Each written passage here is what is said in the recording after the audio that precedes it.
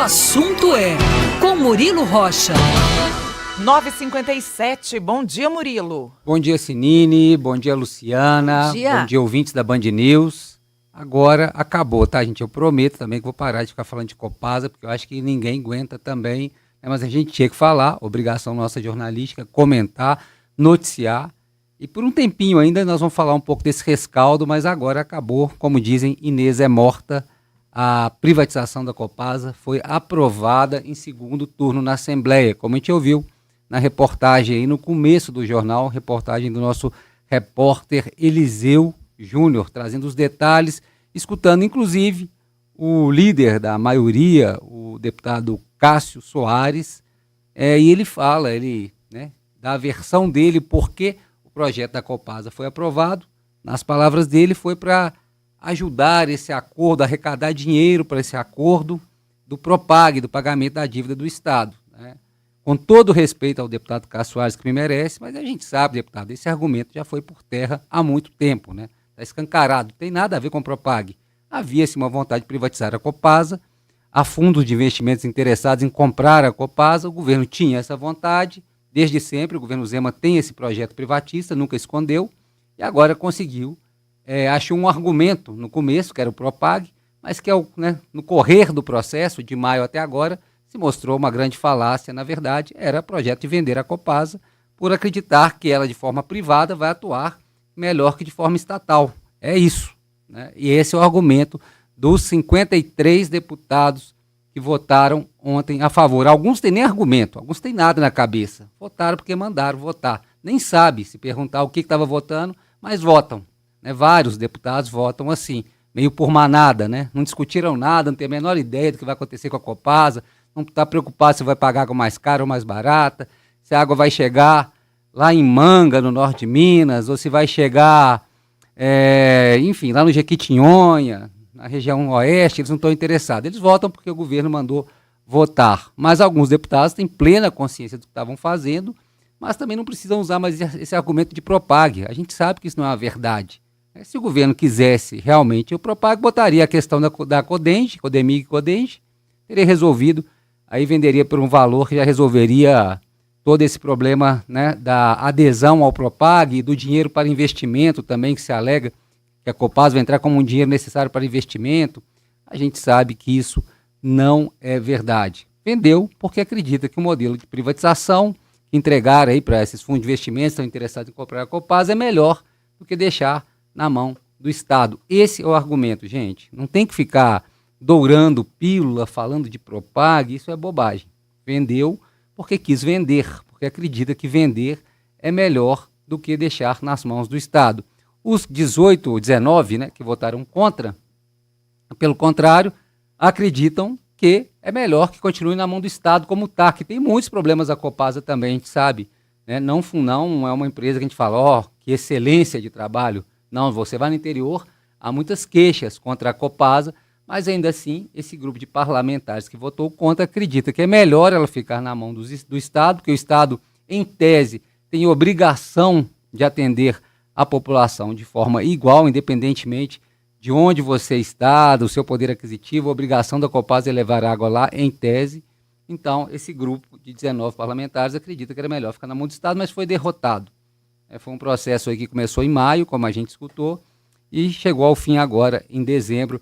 Eu arrisco a dizer que é a grande vitória do governo Zema, nesses quase 8 anos de governo Zema, uma proposta raiz do governo Zema era essa. Desde que assumiu, lá em 2019, o governo queria privatizar a Copasa, Cemig, Codemig, sempre quis, não era federalizar, não era vender mesmo, vender, sempre quis não esconder, uma proposta do Partido Novo, né?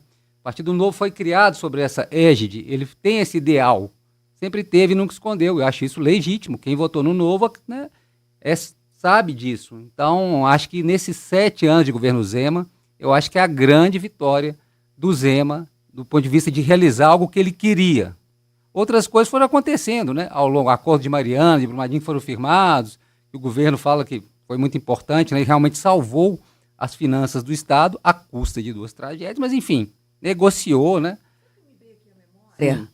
Me veio aqui a memória agora, o governador Romeu Zema, à época da campanha para o primeiro mandato, sim, a Band News FM acho que foi uma das primeiras emissoras a entrevistá-lo. E ele realmente enfatizou, destacou essa questão das privatizações. Sim. Por isso que eu digo que talvez seja o grande projeto raiz dele, lá de trás, que ele tinha vontade que acontecesse mesmo e conseguiu aprovar. Acho que é a grande vitória do governo Zema nesse sentido, né? De um projeto que ele defendeu lá atrás, na campanha de 2018, né? Que tomou posse em 2019, mas na campanha de 2018 ele tinha essa bandeira.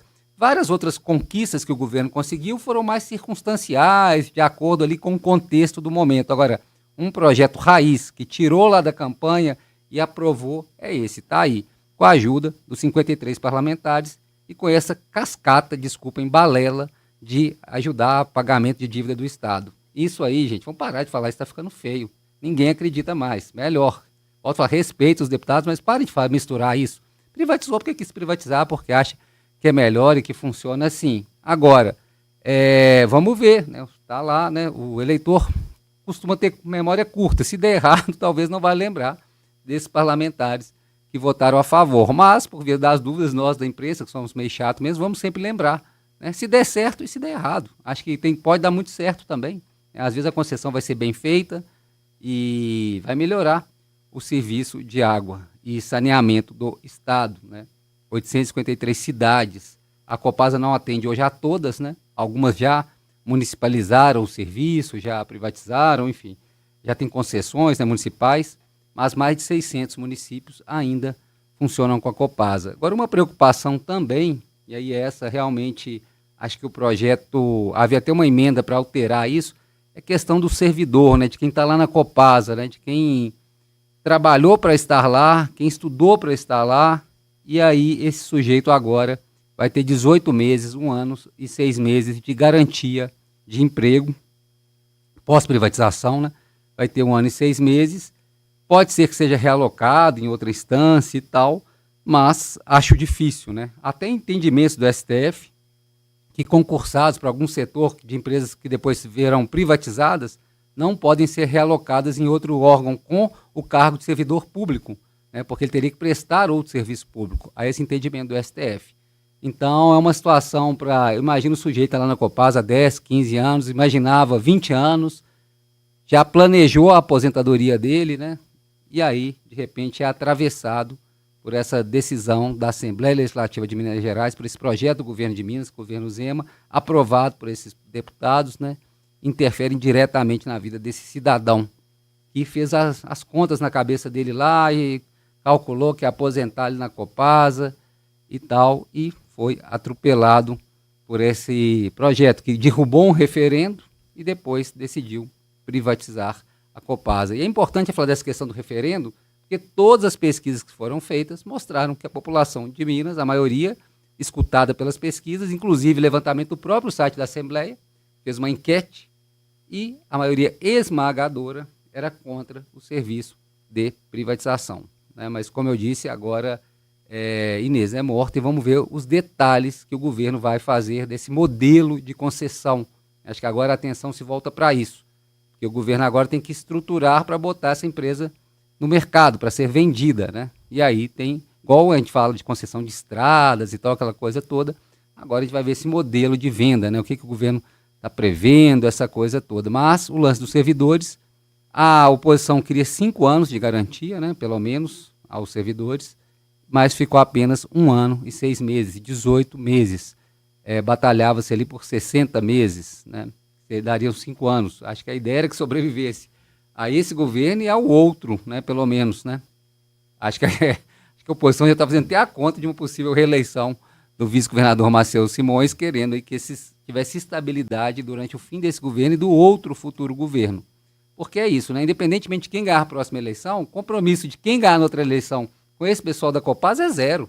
Não foi ele que privatizou, não foi o governo, né? O próximo governo vai falar, mas não foi eu que aprovei essa privatização. Então, assim, me desculpa, eu não firmei esse compromisso com vocês.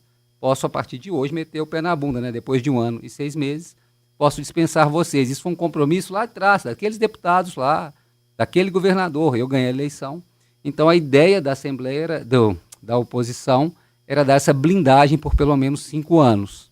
Mas não passou, 18 meses, o período aí, vamos dizer, de carência, de estabilidade desses servidores. Depois disso, eles podem ser demitidos ou realocados. Acho difícil, um Estado que já se alega inchado, todo dia a gente já ouve falar que não tem dinheiro para investir, que apresenta um orçamento deficitário à Assembleia, deficitário em 5 bilhões. Acho complicado que vá inchar mais a máquina com novos servidores após o processo de privatização.